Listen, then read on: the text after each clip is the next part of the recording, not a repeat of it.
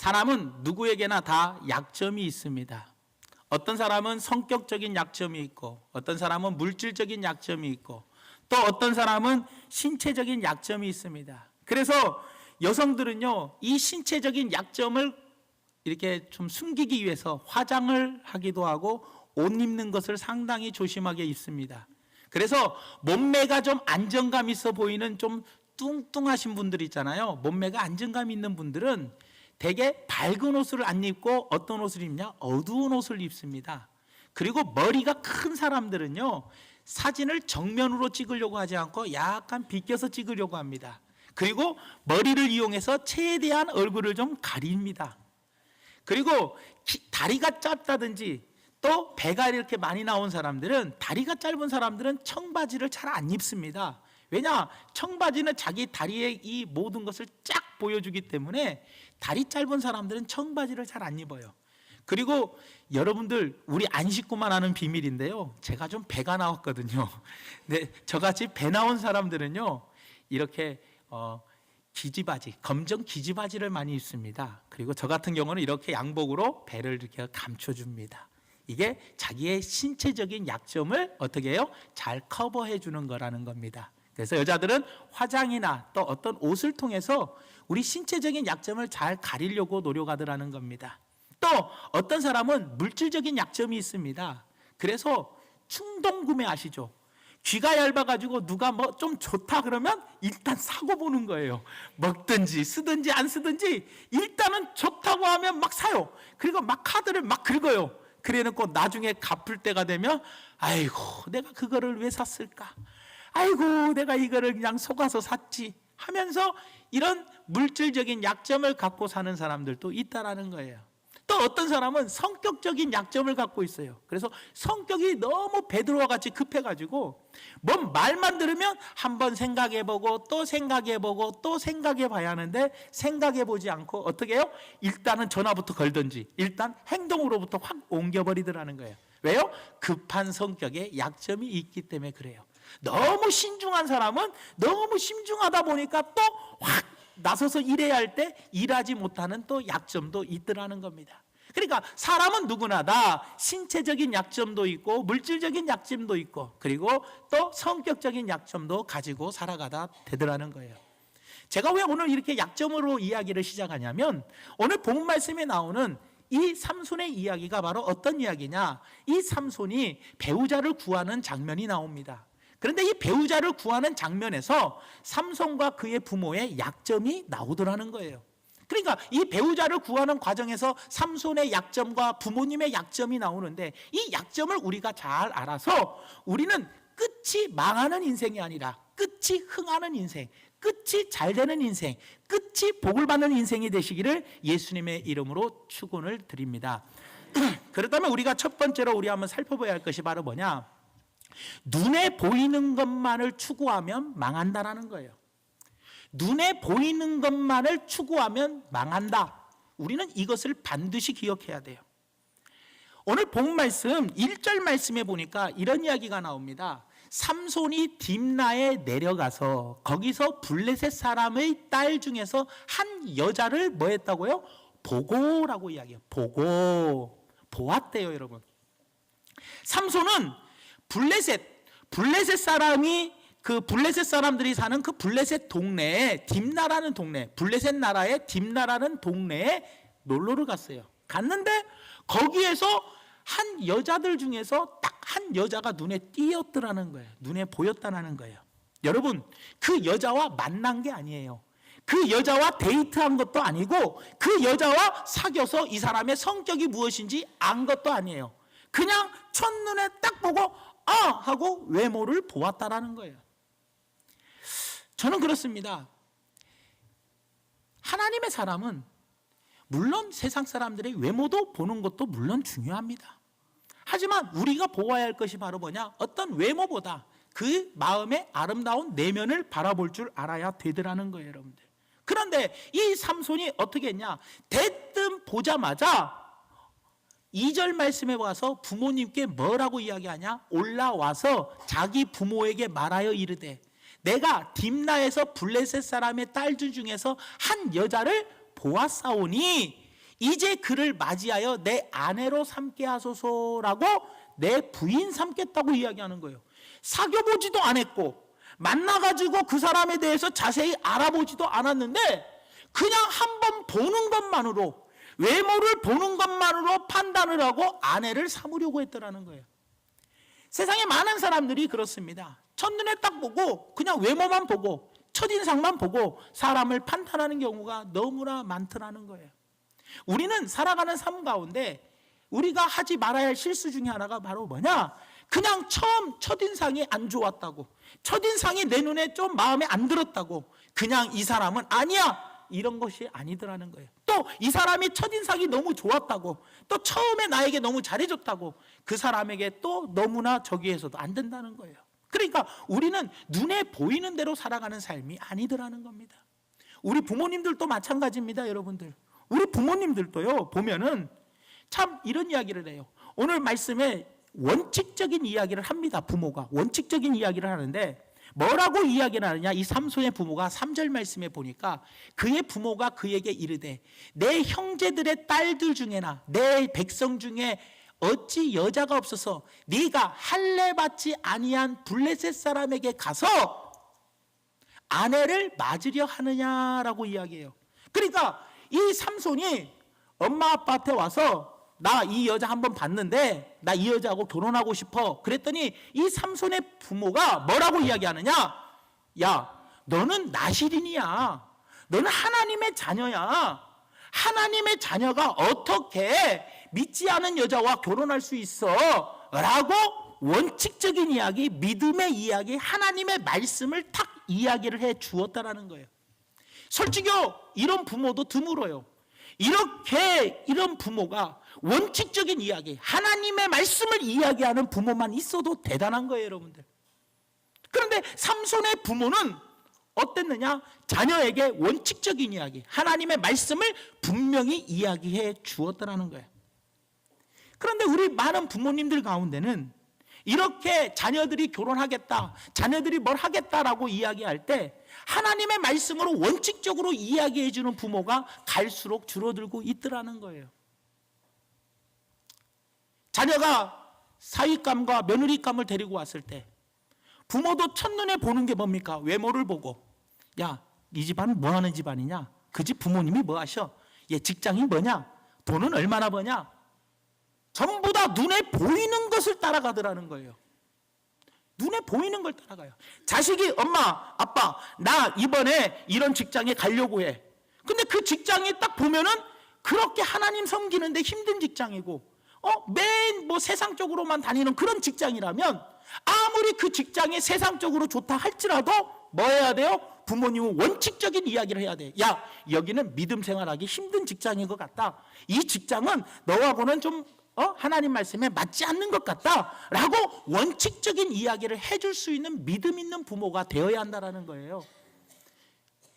그런데 요즘 부모님들은 뭐하냐? 자녀가 그냥 연봉만 많이 준다면 무조건 오케이요. 눈에 보이는 것만 쫓아가는 거예요. 며느리감을 데리고 와도 눈에 보이는 것만 보고, 사위감을 데리고 와도 눈에 보이는 것만 보고, 직장을 자식이 구한다고 해도 눈에 보이는 것만 보고 연봉 많이 준다면 무조건 오케이야. 무조건 오케이.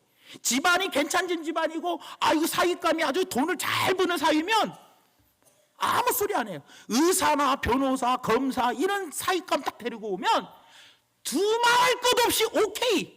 눈에 보이는 것만 따라가는 그런 부모님들이 우리는 되지 말아야 한다는 거예요. 자녀들은 아직 성숙하지가 못하기 때문에 직장을 선택한다든지 또 어떤 과를 선택한다든지 또 많은 배우자감을 선택한다든지 많은 선택의 권한들이 자녀들에게 놓여 있을 때 부모는 분명히 믿음 위에 서가지고 자녀에게 명확한 기준을 삼손의 부모처럼 말씀해 주어야 되더라는 겁니다, 여러분들. 그런데 세상이 점점 먹고 살기 힘들고 점점 취직자리가 구하기 어려워지면서 우리는 뭐예요? 하나님의 원칙적인 이야기보다는, 말씀보다는 사람 눈에 보이는 대로 연봉 많이 준다면 오케이, 돈 잘 번다면 오케이, 집안이 좋다면 오케이, 학벌이 좋다면 오케이, 거기에다가 외모까지 좋으면 더더욱 오케이. 이렇게 살아버리면 안 된다는 거예요, 여러분들. 그러니 우리가 분명히 알아야 할 것이 바로 뭐냐? 우리는 자녀도 그렇고 부모님도 그렇고 삼손처럼 눈에 보이는 것만을 추구하고 살아가면 절대로 안 된다는 거예요. 마지막에 비참하게 마무리된다는 걸 기억하면서 삼손이 눈에 보이는 그 여자 만나보지도 않고 어떤 여자인지 제대로 알아보지도 않고 그냥 눈에 보이는 대로 나 이 여자와 아내 삼겠다고 눈에 보이는 대로 선택했을 때 부모가 안 돼! 하고 하나님 말씀은 이게 아니야 라고 분명히 말해줄 수 있는 부모가 되어야 한다는 거예요. 그리고 부모도 무조건적으로 자녀의 직장의 외모, 그잖아요. 며느리감, 사위감에 무조건 그런 외적인 것만 보고 어떤 일을 결정하면 안 된다는 거예요. 그래서 눈에 보이는 것을 따라가면 반드시 망하게 된다는 것, 이것을 꼭 기억해 주시기를 예수님의 이름으로 부탁을 드립니다. 그 다음에 두 번째로 우리가 살펴봐야 할 게 바로 뭐냐? 믿음 없는 자식 앞에 믿음 있는 부모는 무릎을 꿇을 수밖에 없다라는 거예요. 믿음이 자식이 없어. 믿음 없는 자식 앞에 믿음 있는 부모가 무릎을 꿇게 돼요. 무슨 말이냐? 오늘 본 말씀 이후에 5절 말씀에 가보니까 이렇게 이야기합니다. 삼손이 그의 부모와 함께 딥나에 내려가 딥나의 포도원에 이른즉이라고 이야기해요. 삼손이 부모님과 함께 어디로 내려갔어요? 딥나로 내려갔다는 거예요. 내려간 이유가 뭐예요? 며느리감 보려고 내려갔다는 거예요, 부모가. 여기서 우리가 알 수 있는 게 바로 뭡니까, 여러분들? 삼손이 어이없는 고집을 부려요. 그러니까 삼손이 고집을 피우니까 부모가 그 삼손의 말에 수긍을 해야 하네요. 수긍을 하니까 딥나로 부모님이 같이 내려가더라는 거예요. 얼굴밖에 본 적이 없는 여자와 결혼하겠다는데, 내 아들이 얼굴밖에 본 적 없는, 딱 한 번 얼굴밖에 본 적이 없는 여자하고 결혼하겠다는데 자꾸 졸라대니까 안 된다라고 분명, 하나님 말씀에는 안 된다라고 분명히 말했는데도 자꾸 졸라대니까 부모가 어쩔 수 없이 딥나에 같이 며느리감 보러 내려가더라는 거예요, 여러분들. 한마디로 자식 이기는 부모가 없다라는 겁니다. 삼손의 억지에 믿음의 부모가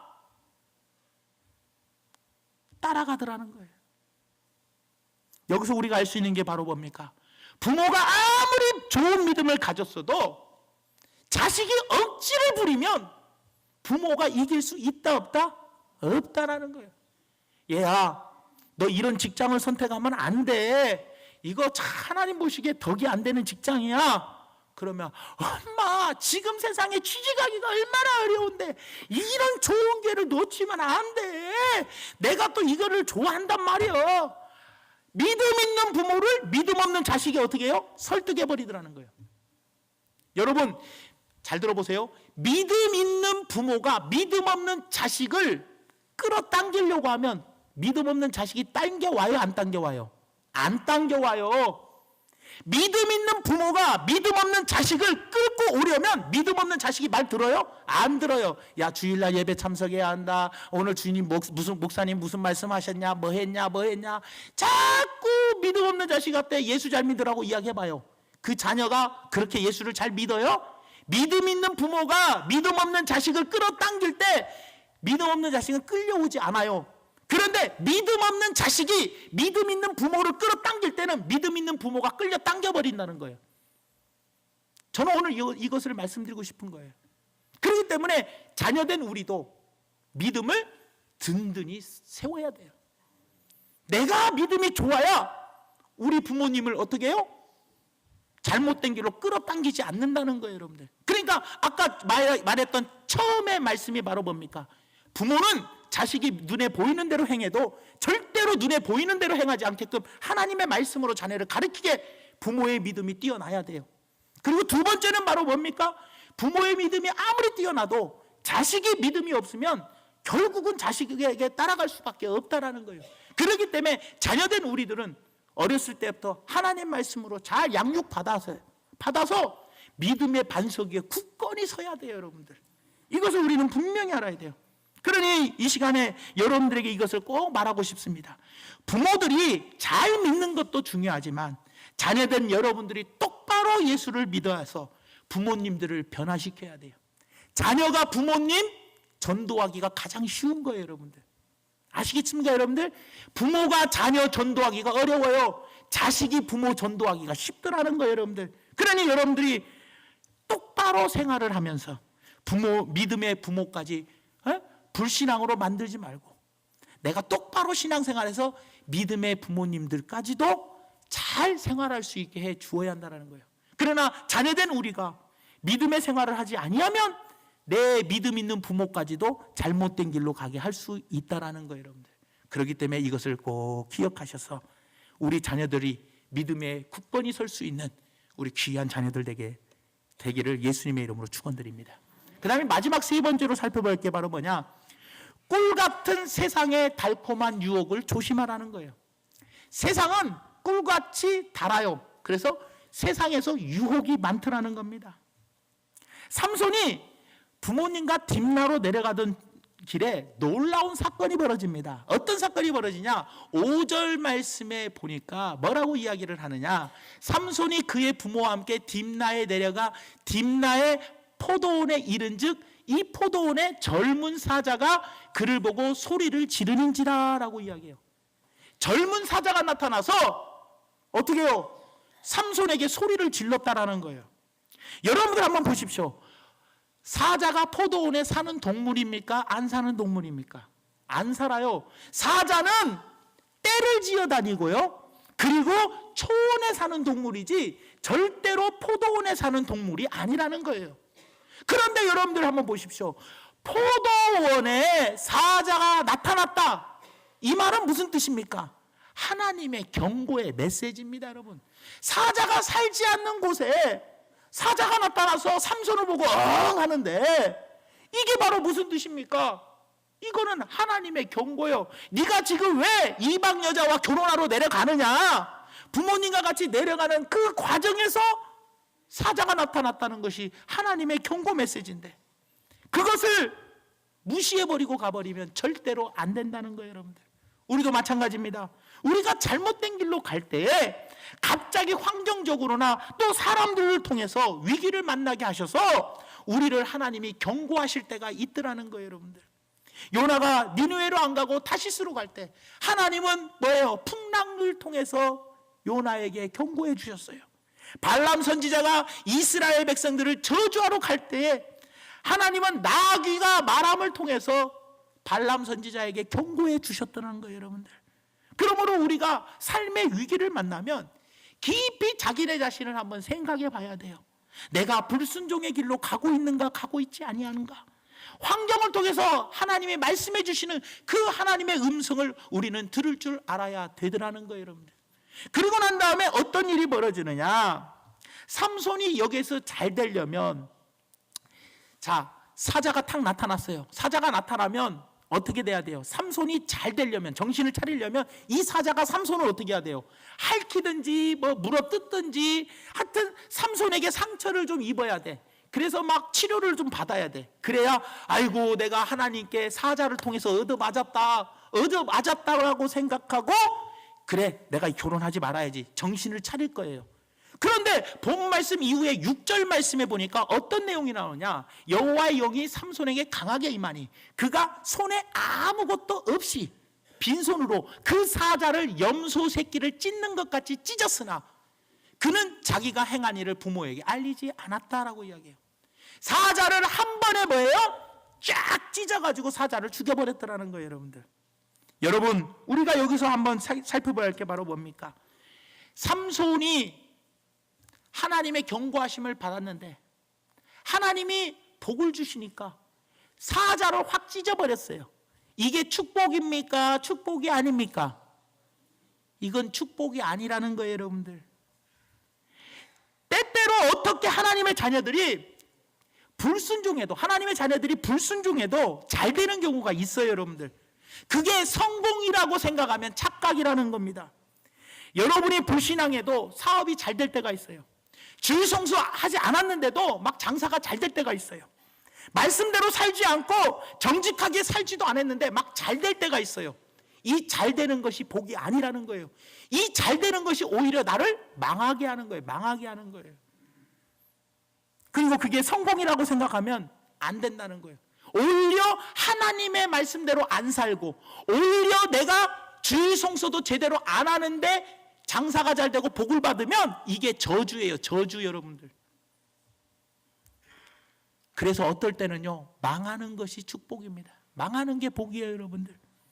형통이라고 해서 모든 손대는 것마다 잘 되는 것이 형통이 아닙니다, 여러분들. 그러므로 우리가 인생이라는 포도원에서 사자를 만났다면 한 번 하나님의 경고가 아닌가 깊이 생각해보고 살아가야 되더라는 겁니다. 사랑하는 성도 여러분들, 한번 보십시오. 하나님이 우리에게 하나님의 뜻에 맞지 않는 나실인인 이 삼손이 부모를 강제로 해서 부모를 어떻게든지 해서 내려가요. 내려가가지고 사자를 만났는데 이 사자가 하나님의 경고예요, 경고. 그런데 이 사자를 하나님이 도와주셔서 쫙 찢어서 사자를 죽게 만들었어요. 그런데도 이것을 복으로 생각하면 절대로 아니 되더라는 거예요, 여러분들. 그런 일이 있고 난 후에 그 다음에 본 말씀 이후에 8절에서 9절 말씀을 보니까 어떤 일이 벌어지느냐. 얼마 후에 삼손이 그 여자를 아내로 맞이하려고 다시 가다가 딥나로 내려가다가 돌이켜 그 사자의 죽음을 본즉, 사자가 죽어있는 시체를 봤어요. 사자의 몸에 뭐가 있어요? 벌떼와 꿀이 있는지라 손으로 그 꿀을 떠서 걸어가며 먹고 그의 부모에게 이르러 그들에게 그것을 드려서 먹게 하였으나 그 꿀을 사자의 몸에서 떠왔다라는 것을 알리지 아니했다라고 이야기해요. 여기서 우리가 한번 무슨 이야기냐, 사자를 죽이고 난 다음에 나중에 또 그 길을 지나가는데 사자의 시체 안에 뭐가 있었어요? 벌떼들과 꿀이 잔뜩 있었어요. 이 꿀을 딱 먹어보니까 어때요? 너무나 달고 맛있는 거예요, 여러분들. 그래서 그 꿀을 떠가지고 어떻게 해요? 부모님에게도 갖다 주었다라는 겁니다. 여러분들, 여기서 우리가 알 수 있는 게 바로 뭡니까? 그 꿀이 어디에서 나온 꿀입니까? 사자의 죽은 시체에서 나온 겁니다. 그렇다면 우리가 한번 살펴볼 게 뭐냐? 삼손 자신의 정체성이 뭐냐? 삼손은 태어날 때부터 나실인으로 태어났어요. 나실인은 태어날 때부터 나실이기 때문에 포도주와 독주를 마시지 말아야 하며 시체를 만지지도 말아야 돼요. 이것은 하나님과 나실인과의 뭐예요? 이스라엘 백성과의 맺은 언약입니다. 언약. 그렇기 때문에 삼손은 나실인이에요. 나실인이기 때문에 포도주와 독주를 먹어서도 안 되고 또 죽은 시체를 만져서도 절대로 안 되는 거예요, 여러분들. 그런데 여러분들, 만약에 꿀이 없고 사자의 시체만 있었다면 이 삼손이 사자의 시체를 만졌을 것 같아요? 안 만졌을 것 같아요? 안 만졌어요. 누가 만지려고 해도 만지지 마라 했을 거예요. 왜? 시체이기 때문에 만질 필요가 없어. 그런데 그 시체 안에 뭐가 들어있었기 때문에, 달콤한 꿀, 맛있는 꿀이 있었기 때문에 만지지 말아야 할 시체를 만졌더라는 거예요, 여러분들. 사랑하는 성도 여러분, 왜 만졌습니까? 꿀 때문입니다. 꿀의 유혹 때문에 만졌어요. 여러분, 왜 많은 신앙인들이 부정을 행하고 주의를 지키지 않고 살아가는 이유가 바로 뭔지 아십니까? 달콤한 꿀이 발라져 있기 때문이에요, 여러분들. 직장인들이 왜 뇌물을 받습니까? 뇌물을 받으면 안 된다는 것을 알아요. 시체를 만지면 안 된다는 걸 알듯이 뇌물을 받아 먹으면 안 된다는 걸 알아요. 그래도 잠시적인 그 물질의 달콤한 꿀 때문에, 그 물질이 주는 그 달콤한 것 때문에 슬쩍 받아 먹는 거예요. 그러니까 이번에 세월호 사건도 터지는 거 아니에요? 만약에 그런 달콤한 것을 받아 먹지 않았다면, 그잖아요. 뇌물을 절대 만지지 말아야 한다는 거, 받지 말아야 하는 거는 세상 어느 누구도 다 알아요. 그러나 뇌물이 주는 그 달콤함을 알기 때문에 받아 먹으니까 어떻게 돼요? 세월호 같은 참사가 일어나는 거예요, 여러분들. 또 어떤 성도들은 주일날 장사하는데 막 예약이 가득 찼어. 주일날 막 장사가 잘 돼. 예약이 막 차니까 주일날 빼먹어. 왜요? 장사가 잘 되는 뭐가 오니까? 달콤한 유혹이 오니까. 또 야, 다음 주 주일날 가. 오늘은 우리가 산으로 가자. 야, 오늘은 바다로 놀러 가자. 산이 주는, 바다가 주는 달콤한 유혹이 있다라는 거예요, 여러분들. 그러니까 우리가 주일 성수도 안 하고 빼먹어 버리더라는 거예요, 여러분들. 여러분, 주일은 온전히 지키라고 그랬어요, 성경에. 아침부터 저녁까지 주일을 온전히 지키는 거예요. 여러분, 주일날 낮에만 나오는 것이 아니라 밤에도 반드시 나와야 돼요. 그것이 온전히 주일 성수한 거예요, 여러분. 그렇기 때문에 여러분들 보십시오. 특별한 형편과 사정이 없는 한은 반드시 아침 저녁으로 반드시 가장 귀한 시간 오전, 가장 귀한 시간 저녁, 반드시 하나님께 주일을 온전히 드릴 수 있는 사람이 되어야 한다는 거예요, 여러분들. 그런데 문제는 뭐냐? 신앙을 그렇게 타협하는 사람들이 문제라는 거예요. 결국 삼손은요, 그 달콤한 꿀의 유혹에 넘어가서, 세상이 주는 그 꿀의 유혹에 넘어가서 만지지 말아야 할 시체를 만졌다는 거예요, 여러분들. 그리고 그것을 자기 부모에게까지도 주었더라는 겁니다, 여러분들. 나시린으로서의 자기 정체성을 잃어버림으로 말미암아 삼손은 망하게 되어 버렸더라는 겁니다. 사랑하는 성도 여러분, 오늘 말씀의 결론을 맺으려고 합니다. 삼손이 왜 어리석고 마지막에 왜 그렇게 망하는 인생을 살 수밖에 없었느냐? 그것은 눈에 보이는 것만을 추구했기 때문에 망하더라는 겁니다, 여러분. 결혼을 할 때 눈에 보이는 대로 고르는 거예요. 직장을 선택할 때에도 무엇인가를 선택할 때 눈에 보이는 것만, 겉모습만, 화려한 것만 보고 따라가면 망하게 되는 거예요. 요즘 젊은 아이들이 왜 연예인들의 그 화려한 모습만, 눈에 보이는 것만 보고 그냥 따라가니까 그 뒷면에 있는 그 엄청난 것들은 생각하지도 못하고, 그 스타가 되려고 눈의 겉모습만 스타가 되려는 그 화려한 모습만 보고 그냥 따라가다가 망신당하고 잘못된 데 빠지는 사람이 얼마나 많냐는 거예요. 또 부모님도 또 마찬가지예요. 자녀가 이렇게 말할 때 믿음의 반석에 굳건히 부모님들이 서서 원칙적인 하나님의 말씀을 딱 가르쳐 주어야 돼요. 우리 자녀가 연봉만 많이 받는다고 무조건 좋다, 눈에 보이는 것만 따라서 무조건 좋다라고 부모님들이 말해주면 안 된다는 거예요. 하나님 말씀 위에 분명히 서서 부모의 믿음을 가지고 분명히 이것은 잘못이다, 이것을 아무리 연봉이 세도 아무리 좋은 직장이라도 여기는 가서는 안 된다라고 분명하게 말해줄 수 있는 부모들이 되어야 한다는 거예요. 그리고 두 번째로는요, 믿음 없는 자식 앞에 믿음 있는 부모는 따라가게 돼 있더라는 겁니다, 여러분. 아무리 믿음이 좋은 부모가 믿음 없는 자식을 끌고 가려고 해도 잘 안 돼요. 그러나 믿음 없는 자식이 믿음 있는 부모를 끌고 가는 것은 믿음 있는 부모는 끌려갈 수밖에 없더라는 거예요. 그렇기 때문에 우리 자녀된 우리들이 어렸을 때부터 믿음의 반석 위에 굳건히 서야 돼요. 그리고 부모님들은 어렸을 때부터 자녀들을 뭐 해야 돼요? 믿음 안에서 바르게 양육해야 되더라는 거예요. 그래서 부모의 믿음과 자녀의 믿음이 무엇보다도 중요하더라는 겁니다. 그리고 마지막 세 번째로는 꿀 같은 세상에 달콤한 유혹이 오더라는 겁니다. 만지지 말아야 할 것을 만졌어요. 분명히 하나님이 사자의 경고를 줬어요. 경고를 통해서 어떻게 해요? 한 번에 찢어 죽이는 형통함을 맛봤다 할지라도 잘못된 것은 망하는 거예요, 여러분들. 아무리 일이 잘 돼도 하나님 말씀에 잘못된 길로 간다면 그것은 형통이 아니라는 것 꼭 기억하시면서 세상이 주는 어떠한 유혹, 그 세상 안에는 달콤한 꿀이 있다는 걸 기억하면서 그 유혹에 절대로 넘어가지 말고 빠지지 말고 승리하는 삶을 사는 우리 중앙교회 성도님들 되기를 예수님의 이름으로 축원을 드립니다. 기도하겠습니다. 사랑의 하나님, 참으로 고맙고 감사드립니다. 우리가 사랑을 사랑하면서, 아버지 세상을 사랑하면서 눈에 보이는 것만을 추구하며 살 때가 너무나 많고, 또 믿음 없는 자식 때문에 어쩔 수 없이 믿음 있는 부모가 자기의 믿음을 꺾고 자식의 믿음 없는 자식 앞에 무릎을 꿇을 때가 너무나도 많습니다. 그리고 세상이 주는 그 달콤한 유혹에 우리 자녀들과 부모님들이 빠져들 때가 너무나도 많습니다. 하나님, 빠지지 아니하도록 성령의 충만함으로 세워 주시옵소서. 예수님 이름으로 간절히 기도 올려옵나이다. 아멘.